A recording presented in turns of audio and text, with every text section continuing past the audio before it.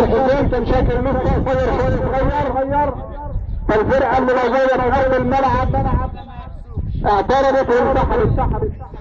يا جدعان انا جاي على الناس كبيره كانوا مستقبلين شاكر حسين، وكان بيعلق على المباراه كابتن مكان السبكي، فقال الكابتن ابراهيم امام طلع من الملعب وساب رجله في الملعب.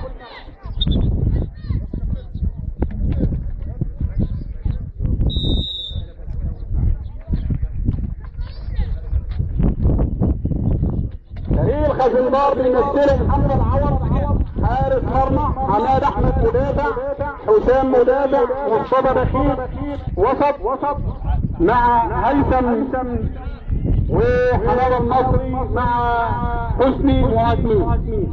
بدأ اللقاء والكورة مع الخزندار وماشي خط الوسط وبيلعب الشيخ وعلى ورا المدافع وماشي الخزندار ماسكه كورة الوقت ماشي، واول كورة هجمة بتوصل لمدافع فرقة غنيم الباك اليمين ماشي على خط الوسط وواحدة مقطوعة بالسكة وماشي فريق الخزندار الهجمة لفريق الخزندار المهاجم وماشي حسني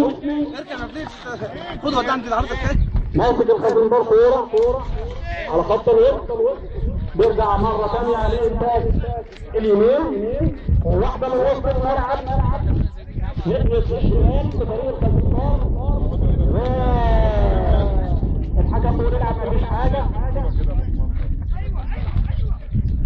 كورة مع فريق سيد غنيم ماشي باك الشمال على خط الوسط ماشي من ناحية الشمال ودخل قلب الملعب وبيفكر وهوبا